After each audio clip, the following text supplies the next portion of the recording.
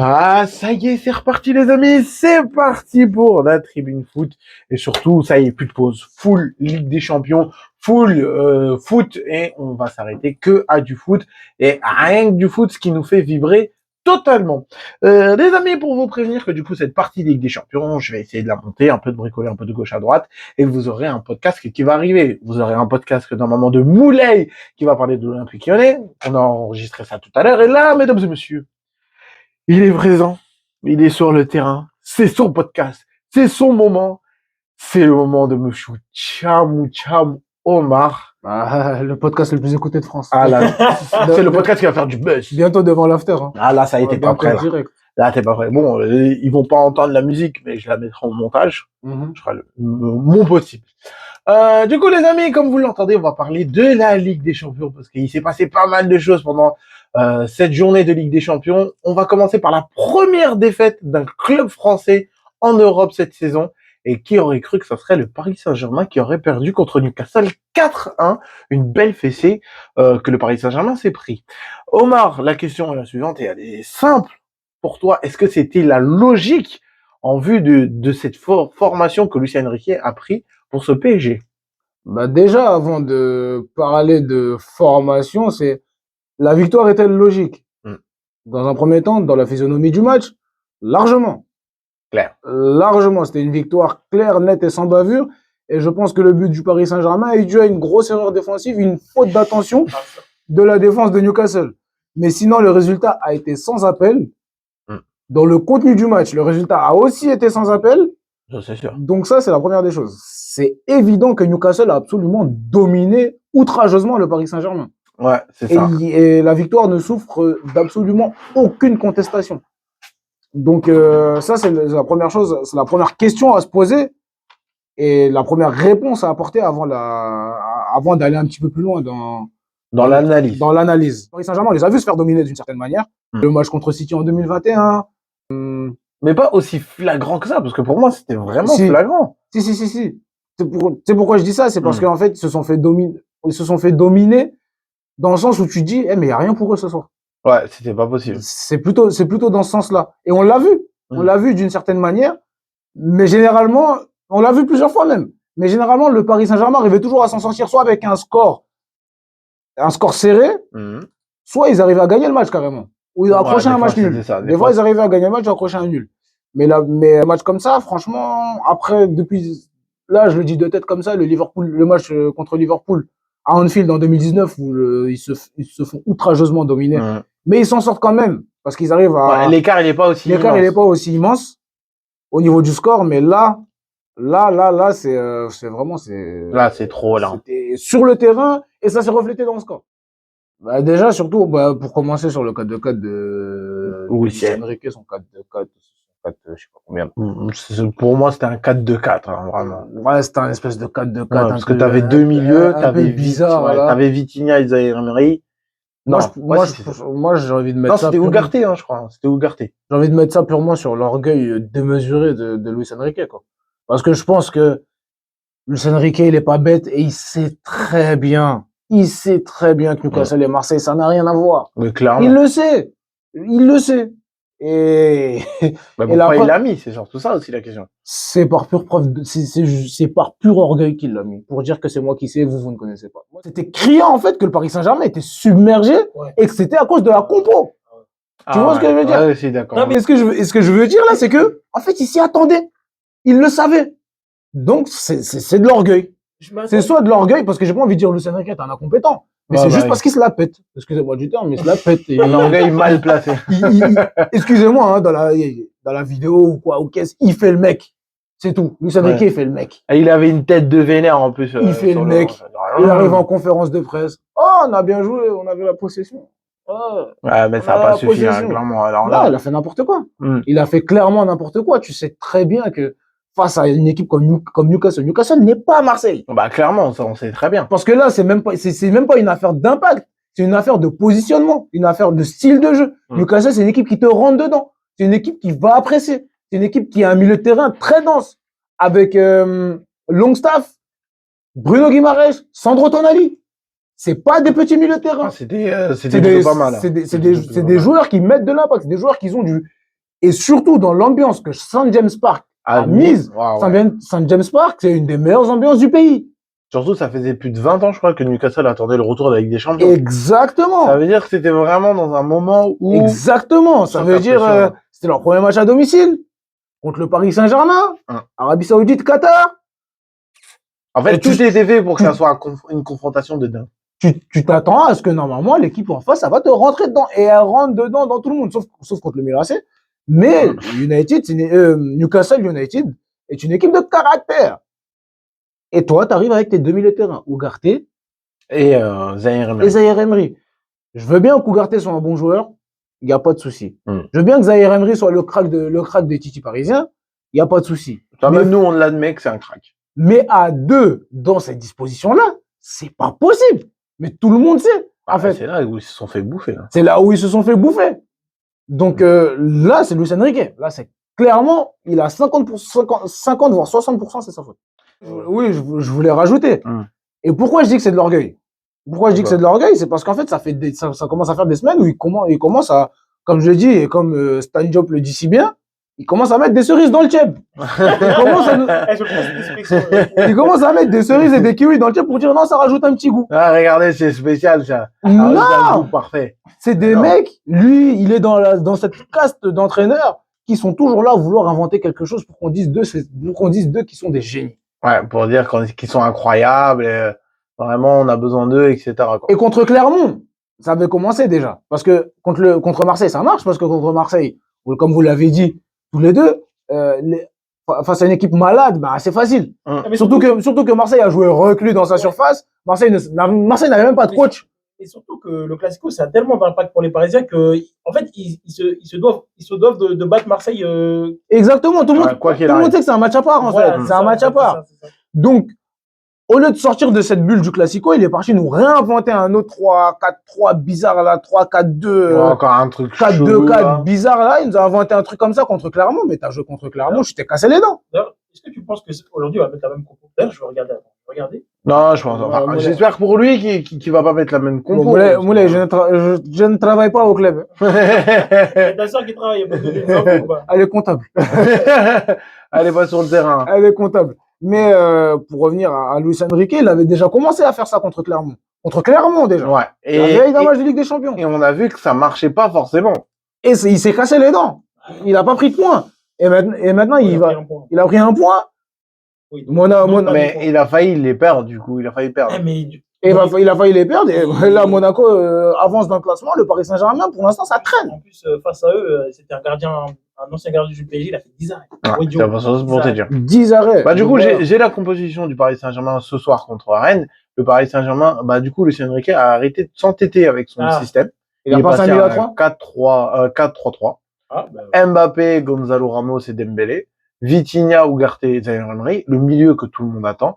Hernandez, Marquinhos, Skriniar, Hakimi et Donnarumma dans les clubs. C'est là où j'ai dit dans le match contre Newcastle, c'est un peu foutu de la gueule des supporters du Paris Saint-Germain au moment où il sort Ugarte et rentre Barcola. J'ai dit, mais il joue à quoi? Tu vois que ton milieu se fait laver les fesses, tu me ramènes Barcola, pourquoi? C'est surtout ça. Et que surtout, tu dois faire rentrer Vitinha bien après. Et pourquoi? Et il rentre pas Vitinha. Vitinha ne rentre pas, non? Si, il rentre à un moment dans le match, hein, dans mes souvenirs. Mais je te dis ça tout de suite. Et il rentre Vitinha pour sortir. Donc, il reste dans un milieu à deux. Ah oui, il est resté dans son milieu à deux. Il est resté dans son milieu à deux jusqu'à la fin du match. Ça n'a pas changé de ce côté-là. Donc, Luis Enrique, franchement, il doit se remettre en question parce que son crédit va s'épuiser s'il continue à être comme ça. S'il continue à être comme ça et que ça ne marche pas, son crédit va s'épuiser. Et il va s'épuiser, il va se cracher comme tous les sportifs, comme tous les entraîneurs, tous ses prédécesseurs qui se sont crachés, mais pas pour les mêmes circonstances. Là, il a le pouvoir. Mais c'est vrai que là, comment je commence pour l'instant, il a la main sur le truc. C'est ce que ses prédécesseurs n'ont pas eu la chance d'avoir. Il a la main. Son vestiaire, il est structuré. Mais surtout que je pense que Omar a raison parce que cette saison en Ligue 1, maintenant, on commence à avoir un peu de concurrence, je trouve, quand même. Monaco, la concurrence est là. Nice, ils sont là. Oui. Je pense Après, on dit qu'il a la main, mais faut pas oublier que du coup, il y a un dictateur dedans. Justement, on va parler. on est obligé d'en parler. On est obligé d'en parler du coup de ce joueur-là parce qu'il était très attendu. Avant de continuer de parler du Paris Saint-Germain, mesdames et messieurs, il ne faut pas oublier que dans le jeu pour gagner le SC25 que vous voyez là, les gens qui voient le podcast, que vous voyez où je suis tout seul dans la cabine, là, hein, que je suis délaissé, là, que eux, là, ils sont toujours en train de faire des magouilles devant moi. Reste dans ta Ne- cabine. Ah, reste là-bas. N'oubliez pas que du coup, le LC24 a été gagné. Soyez à l'affût parce qu'il y a d'autres cadeaux qui vont peut-être arriver à la suite. Ah, il a été gagné. Ouais, il a été gagné. Hein, Ah, c'est c'est bon. qui qui a gagné. Ouais, ouais. C'est toi, Omar. Ouais, tu savais pas. Oh. Surprise! Non, moi, je crois Maintenant, pas. il faut juste que tu t'achètes une PS5. Bon, Ah. tu vois. On l'a fait gagner ou pas? Hein? On l'a fait Ça gagner. y est, on l'a fait gagner. Il y a eu un gagnant. Non, Eh, de- tiens, Il je parle sais pas de la PS5. Ah, la PS5? Ça va pas ou quoi? Il est fou, lui. Il y a Eh, une il est PS5. marrant, lui. Il y a une PS5 à gagner. Il moi, m'offre le jeu, il n'y a pas la console. Et faire quoi, Tu moi? vas faire des frisbees. Hein. Ouais, voilà. Je joue avec mes neveux au frisbee, je pense. Je vais le mettre dans mon DVD, je vais le mettre dans le lecteur de la Freebox, peut-être. Ça pourrait peut-être marcher, peut-être. Ils vont dire c'est bien. C'est des inconnus. En tout cas, du coup, on repasse du coup au Paris Saint-Germain. Et là, on est obligé de parler de la bande à Kylian, comme on appelle, où vraiment les trois n'ont pas été fameux. Kylian Mbappé, Ousmane Dembélé et Randal Kolo Muani qui a été totalement ils étaient transparents. Et en fait, encore Dembélé, on savait que bon, après certains ont trouvé qu'il ramenait de l'impact, etc. Mais son défaut, on le connaissait, c'est ne pas savoir bien tirer les choses correctement. Je sais pas si vous avez vu le match, au début, il a une occasion en or. Ah oui, Ouais. C'est surtout Mais tu ça. t'attends pas après à Ouais, de ce qu'il y a. à ce Mais voilà. qui suit après. Mais Mbappé, en première période, c'est 0 balle touchée dans la surface. Ah bon? Oui, 0 balle touchée dans la surface. Hein. Et surtout Kolo Muani, qui a été remplacé à la 56e minute par Barcola, vraiment a été totalement invisible. C'est là où, pour appuyer tes propos et pour continuer notre analyse sur notre décryptage De ce match-là. de ce match-là, c'est le deuxième point que je voulais développer, c'est la faillite individuelle des joueurs. Des joueurs. Mais vous en sauvez pas. D'abord, on se concentre sur les trois de deux. Après, on reviendra sur Marquinhos. En fait, avant de se concentrer sur la bande à Kiki, vous en sauvez combien de ce match-là? Bah, moi, Hernandez. Moi, je sauve que Hernandez. J'ai peut-être Hernandez à Hakimi, mais c'est tout. Et encore Hakimi. Zaïre Emery, j'ai bien aimé sa passe sur le but. Zaïre Emery s'est bien battu, mais il a été noyé. Après, tu vois, après, lui, il a une excuse. Ouais, tu vois, mais il s'est noyé aussi. Mais il est lancé dans le grand bas comme ça. En fait, il a subi la faillite collective. Après, dans la question d'Omar, c'est qui tu sauves? Et Zaïre Emery, je le sauve pas. Je l'excuse de la noyade. Mais je le sauve pas. Vas-y, reste là-bas, petit. Mais c'est surtout ça. Mais ouais, vas-y, continue, Omar. Et du coup, pour en arriver à là, c'est que, ok, la compo n'est pas bonne, mais individuellement, les joueurs, ils ont plongé déjà mentalement. Ouais, un mec comme Marquinhos, je suis désolé, il est dans la loose complète. Moi, je pense que mentalement, il est touché, mais très très fort. Depuis que Benzema l'a aspiré. Même bien avant, il a connu tous les. Il a connu tous les déboires du club. Remontada, il était là. Il était là. Il était là. Hein. C'est lui qui fait tomber Suarez. Il le fait tomber. Entre guillemets. Mais voilà. Il a connu Manchester. Il a connu Manchester, il a connu le Barça, il a connu toutes les humiliations, il a connu la finale à la fin. Et à mon avis, là, ce qu'il a achevé, c'est surtout le Real Madrid. Et le Real Madrid, c'était le point d'orgue où il a complètement sombré. Et depuis, c'est très, très, très difficile, même si on avait vu quelques signaux positifs dans ses dernières performances, au début de saison, où il a été plus ou moins bon. Ouais, correct. On va dire ça comme ça. Mais là, dans le très, très haut niveau, je suis désolé, je sais pas ce que vaut Marquinhos maintenant. Aujourd'hui, là, il a mentalement, surtout mentalement, parce que ses qualités footballistiques sont indéniables. Ouais, mais mentalement, il a plongé. Ouais, là, il a plongé, Marquinhos. Il a complètement plongé.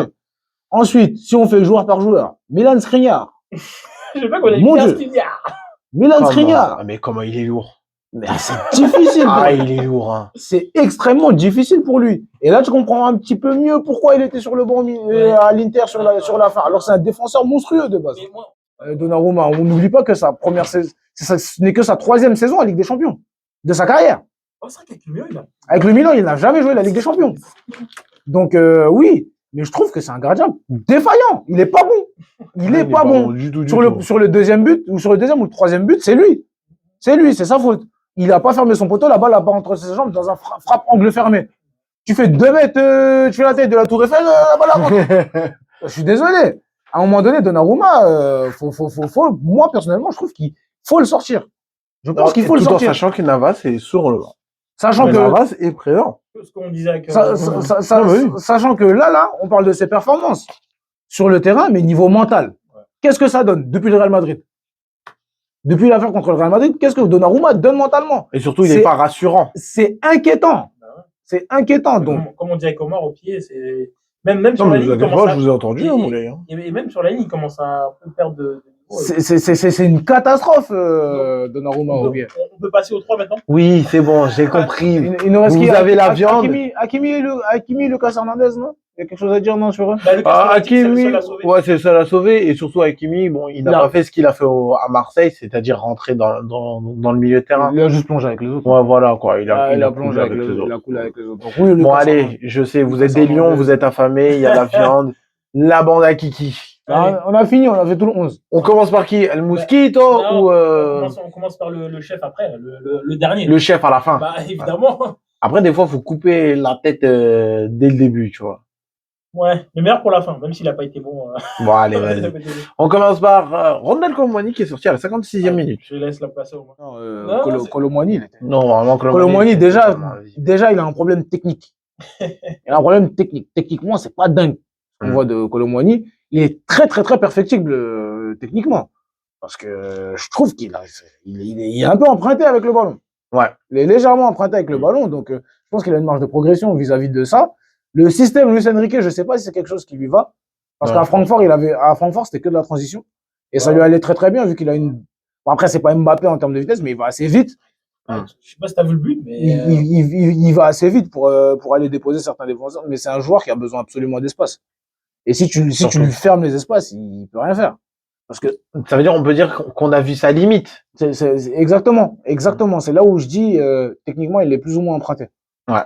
Techniquement, il est plus ou moins emprunté. Donc, ouais, faudra qu'il améliore ça parce qu'en Ligue des Champions, ça pardonne pas. Ah, bah, déjà, ça commence à parler. En Ligue des Champions, ça pardonne pas. On l'a vu. Et surtout, petite parenthèse, sa sortie a été remarquée aussi par la prestation de Barcola.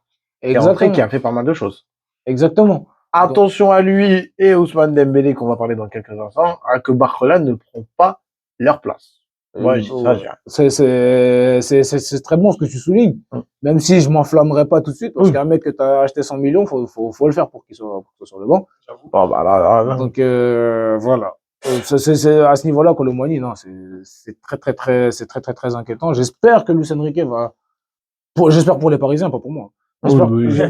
J'espère pour les Parisiens que Luis Enrique va tenter de l'améliorer sur certains points parce qu'il a pas mal de limites.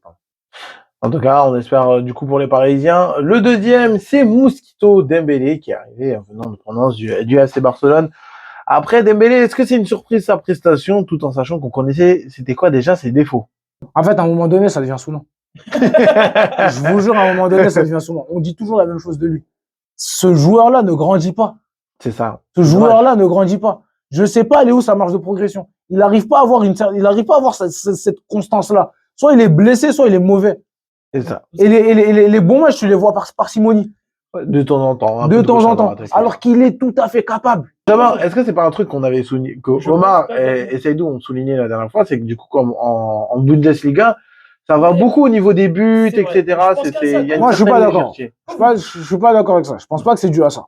Moi, je pense que c'est dû à lui. Parce que lui, ses qualités sont indéniables. Ouais, bah non, mais ça, c'est sûr, ça, on enlève pas. Tu vois pourquoi je dis ça? Parce que, par exemple, un mec comme Serhou Guirassy, on a vu toutes ses limites en Ligue 1. Ouais. Et là, ce week-end, il a mis un triplé avec Stuttgart.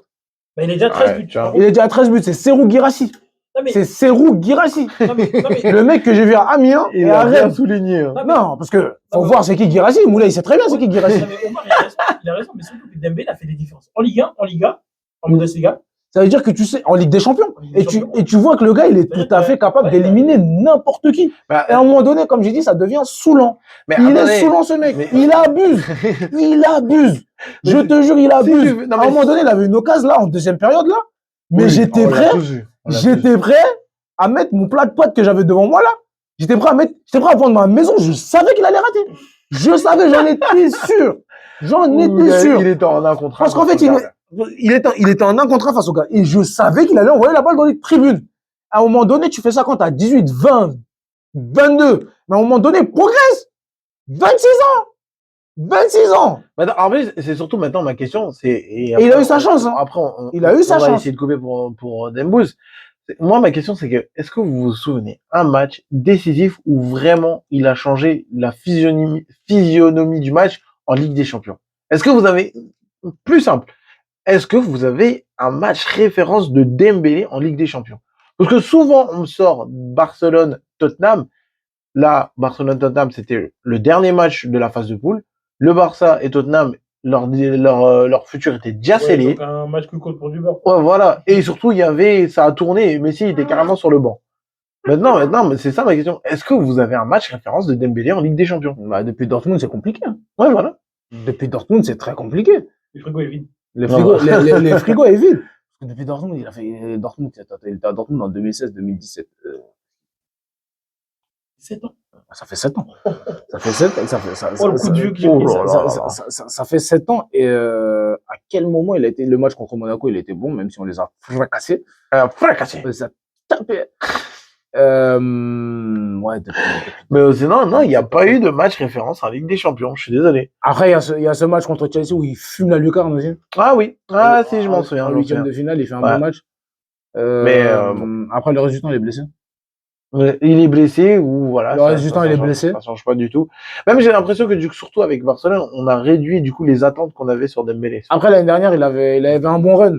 Parce Ouais. qu'il était important contre les matchs de poule face à l'Inter et face aux autres équipes. Je sais plus, c'était l'Inter, il y avait le Bayern. Il y avait l'Inter, le Bayern et franchement, je m'en souviens. Et Victoria Pilsen. Ouais, voilà. L'Inter, le Bayern, Victoria Pilsen. Je sais que le match retour, il a été bon, même s'il a été très perfectible encore une fois. Mais on parle toujours de perfectible avec Dembélé. Ah bah non, mais ça, à un moment donné, il saoule. Tu dis à quel moment il va faire le bon choix au bon moment. Parce qu'en fait, ses qualités sont indéniables. On les voit. Je pense que Dembélé, en un contrat, c'est un des meilleurs joueurs du monde. Bah ça, c'est sûr. Je pense qu'il est top 3. Bah ça, En un contrat, là, il peut éliminer n'importe qui. Et le problème, c'est que il est trop limité au niveau du dernier geste. Et je pense qu'il a besoin de quelqu'un à côté de lui, un Benzema à côté de lui pour le Viniciusiser, quoi. Ouais. Ah, ouais, tu vois, tu vois ce que je veux dire? Ouais, non, je vois très bien. Donc, ouais, non, Dembélé, il abuse. Il abuse. Et à un moment donné, je dis non, il abuse. C'est bon, je descends. Il abuse. Surtout aussi, on va parler du coup du grand patron, du grand Manitou. Genre, Le grand Manitou, j'aime bien. qui dirige tout. Hein. Kylian Mbappé, vraiment. Et comme j'ai dit, pour moi, c'est la stat du genre qui me fait vraiment peur. C'est que c'est 0 balle touchée dans la surface. C'est vraiment complètement fou. Hein. En première mi-temps. Ah voilà, ouais, parce que si c'est le match, j'avoue. Et même dans tout le match, dans tout le match, allez, moi, de ce que j'ai remarqué, genre, allez, je dirais pas plus de 3 balles touchées dans la surface. Hein. Alors vraiment, je n'abuse pas. Je remarque qu'il va là, je sens qu'il va ramener, il va envoyer un missile. Ah ouais, non mais parce qu'à mon avis, il le fatigue, mais c'est surtout aussi avec les déclarations qu'il a et tout ça, etc. Kylian Mbappé, un peu déçu de la prestation qu'il a fait. Et pour moi, l'une des frappes qui m'a plus marqué, c'est une frappe à l'extérieur de la surface, mais qui a été dévissée sur le côté. Et ça, je trouve ça vachement dommage. Qu'est-ce qu'on peut dire du coup sur Kylian? Est-ce qu'il est responsable du coup de ce fiasco? Moi, j'ai envie de faire un parallèle avec ce que Seydou il disait. Je pense que Mbappé, depuis l'après-Coupe du Monde, dans le jeu, et même pendant la Coupe du Monde, dans le jeu, C'était pas folichon. C'était pas folichon. Moi, je trouve qu'il a été plus décisif que bon dans le jeu. Il a été plus décisif. Ça, c'est le côté, il était clutch, voilà, c'est clutch player. Comme on dit en NBA, je trouve qu'il a été plus décisif que bon. Mais pour en revenir à la saison dernière, déjà, depuis la saison dernière, moi, je trouve que Mbappé, c'est pas folichon depuis. C'est pas fameux. C'est pas fameux depuis. C'est pas fameux. Il est pas dinguissime. Il a continué à stater. Il y a pas de souci. Mais je trouve que depuis la saison dernière, c'était le meilleur joueur du PSG, mais il a pas été aussi dingue qu'on le pense. Après, concernant cette saison-là, il faut pas oublier qu'il a eu une préparation un peu. Ouais, à mon avis, il y a ça aussi qui pêche aussi. La faute à qui? Ah, ça. Après, la faute à qui? C'est un peu à lui, mais. Comment ça, un peu? C'est beaucoup, ça. C'est 100% sa faute. C'est 100% sa faute. Moi, je pense que Mbappé, là, il est honteux depuis le début de la saison. Et il a intérêt à assumer ce qu'il a fait depuis le début de la saison. Il a intérêt à assumer. Il a tout intérêt à assumer parce que nous, on va pas le lâcher. On va pas le lâcher. On va pas le lâcher. Parce que faire ce genre de truc, ça implique des choses. Si tu prétends que tu es un bon joueur, montre-nous que tu es un grand joueur. Si tu le prétends, tu dois nous le montrer. Il est parti dans cette construction de carrière-là. Aujourd'hui, Mbappé, s'il se fait critiquer, c'est sa faute. C'est légitime. C'est sa faute. Et en aucun cas, il est dédouanable de son attitude. Son attitude, elle est pas bonne.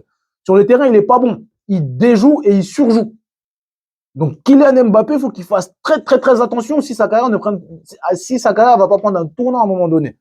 Parce que faire le patron, et ne pas se concentrer sur le football. Parce que j'ai vu Mbappé dans le match contre Newcastle, il faisait le playmaker. Il faisait le gars qui fait le jeu. C'est pas ton registre. Reste là où tu es. Reste à ta place. Rôle, quoi. Reste à ta place. Reste à ta place. Joue avec tes qualités. T'as pas voulu jouer neuf. Ok, y a pas de souci. Mais sois un ailier performant.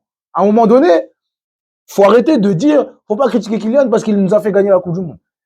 C'est mort. C'est mort. À un moment donné, c'est mort. Et si ça continue comme ça, il a 26, arrivé à 30, j'aimerais bien savoir ce que ça va donner, Mbappé. Arrivé à 30, j'aimerais bien savoir ce qu'il a 25. Plutôt. Ouais, il n'a pas encore 25, il a 24. Mais il va avoir 25. Il est sur cette, il va avoir 25 en décembre. Il a 25. Il est encore jeune. Mais à 30 ans, s'il a toujours pas, parce que moi, personnellement, ce n'est que mon avis, mais j'ai du mal à voir une grosse progression de Mbappé depuis son départ de Monaco. Moi, je vous le dis. Mais c'est vrai qu'à Monaco, il a mis la barre très haute déjà. À Monaco, déjà qu'il était pas mal à Monaco. Mais maintenant, depuis, où est-ce qu'on situe une progression de ce type-là? Ah, c'est vrai, ça. Peut-être la régularité. Elle était régulée quand même. Il était déjà régulier à Monaco. Ouais, mais c'était sur 6 mois. Au fil des années, tu vois. C'était sur 6 mois. Voilà. Mais techniquement. Ouais, c'est vrai, hein, c'est vrai. Sur le terrain, est-ce que tu vois une progression de Mbappé? Non, tu vois pas forcément une progression. Mais c'est vrai qu'à Monaco, il a mis la barre tellement haute. Il a progressé un petit peu. Il a mis la barre tellement haute que tu... Il est peut-être juste un petit peu plus mature. Bah, j'espère quand même. Il a pris aussi la grosse tête. 18, donc encore heureux, je vais te dire comme donc oui, donc le problème, c'est que le gars, il a eu aussi du mal à progresser. Même s'il a réussi à se montrer décisif, il a réussi à sortir du marasme un peu du contexte de PSG. Mais, à un moment donné, Kylian Mbappé, va falloir le remettre en question. Et si cette année, ça marche pas, il est mort. Il est cuit. Il est mort. C'est des menaces de mort, là. Et on n'est pas supporter du Paris Saint-Germain, c'est surtout ça. Alors, imagine-toi les supporters du Paris Saint-Germain, à quel point... Non, à un moment donné, il faut le remettre en cause, je suis désolé.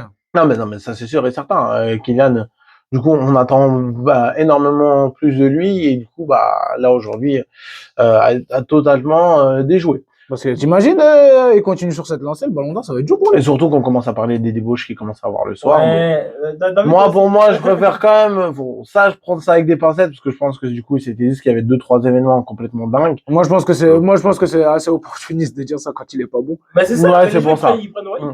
C'est pour ça. Moi, je pense que, limite, ne pas faire attention à ça, c'est complètement faux. Est-ce qu'on a encore du temps pour dire un petit mot pour Lens ou... Franchement, limite, je pense qu'on va le garder la semaine prochaine, tout en sachant que ça va être très international. On va revenir dessus. En plus, à mon avis, d'ici là, peut-être Saïdou sera de retour. C'est dommage pour nos amis. Ah, ben, t'as bien piqué, hein. Ouais, je sais, je suis intelligent. Tu peux le dire, je suis intelligent. Mais je vais quand même donner, du coup, les résultats. Et surtout, je pourrais donner, les amis lensois, vous êtes dégoûtés de n'avoir pas entendu le petit débrief de ce qui s'est passé. Rendez-vous à la prolongation, parce que dans la prolongation, je vais parler de Lens, quoi qu'il arrive. La petite pub pour la prochaine vidéo qui va arriver mardi. Je vais quand même donner du coup les résultats des autres poules avant la fin de l'émission.